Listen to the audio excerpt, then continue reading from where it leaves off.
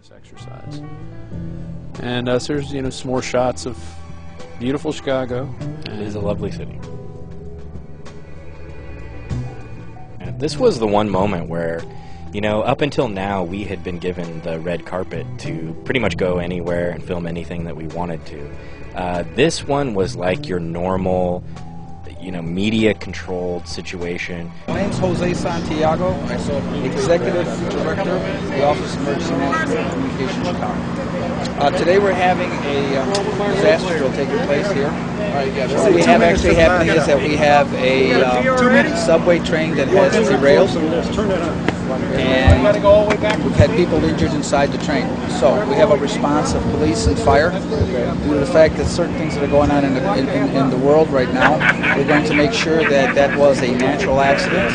We'll have the police teams go in there, sweep the area, but we do have simulated injuries and contaminants taking place on some of the individuals.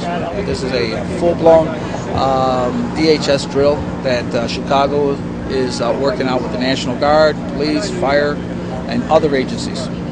How many government agencies are taking place?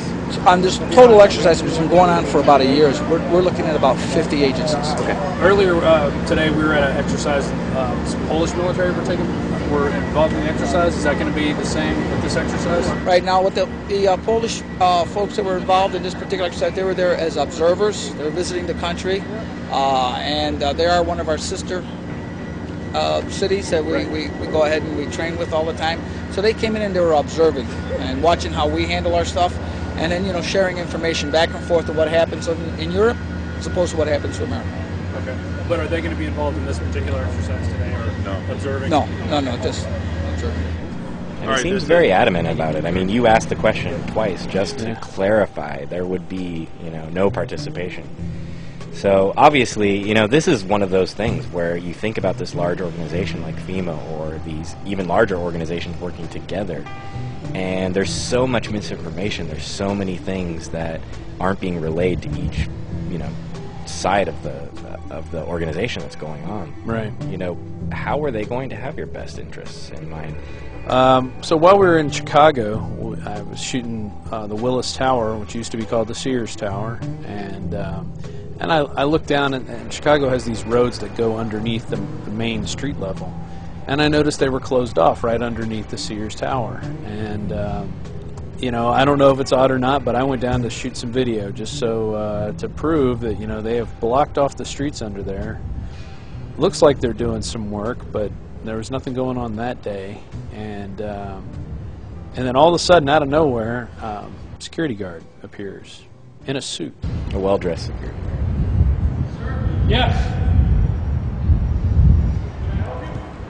I'm just walking around shooting stuff in the city. What's going on? I can't allow you to film our entrance right here. Oh, okay. Are you with somebody? No. I'm just walking around shooting video footage. Okay. Yeah. What is it for?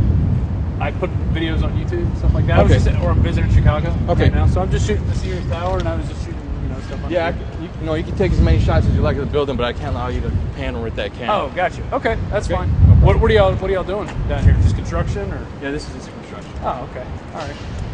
And so now we're going to show you a few shots from Nowco.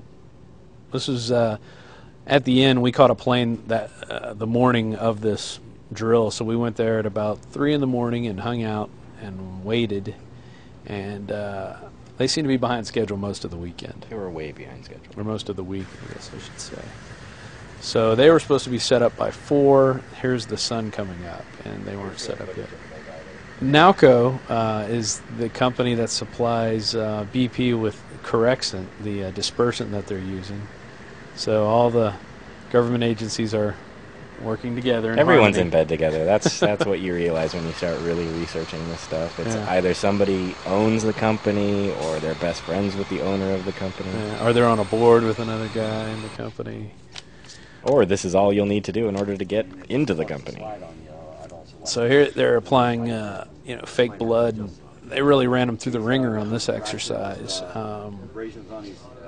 Here they are actually explaining what their symptoms are, what they should be acting like, if there's anything that they're trying to, you know, hide from the people that are trying to help them. These guys were fast. They were pretty good. Just throwing. They were doing person after person in there. It reminded me of doing haunted houses. Yeah. It's not so much quality; it's quantity. That's right. And lots of fake blood. And in addition to the people, they also had a multitude of 150-pound dummies scattered around with various symptoms. So they were pulling out a lot of people, but unfortunately we weren't able to stay for that. We had to go back and catch a plane. And the time we left, it was about 5 hours overdue. Yeah. As I mentioned, you're unable to get up there.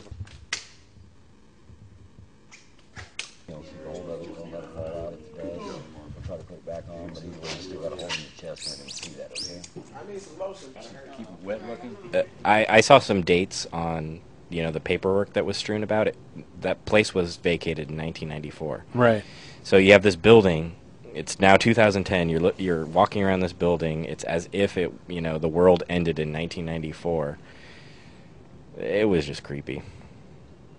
And this is, I guess, an abandoned building in the middle of this huge plant in a suburb of Chicago, Which was operating. We drove around it. Yeah. There's a lot of other stuff going on there. And this is about it. We got the Polish troops were on hand, of course, observing. I'm going to put that in quotes. Lightly participating. Yeah. Should this be a mission of our National Guard? Should they be working with foreign governments, foreign police agencies on these exercises? And they obviously think so. That's a culture that they need to drill with as many people possible. Each exercise had a designation that basically made you think, yes, this is what the National Guard should be doing. Oh, a plane crash. Yes, that's what they should be doing.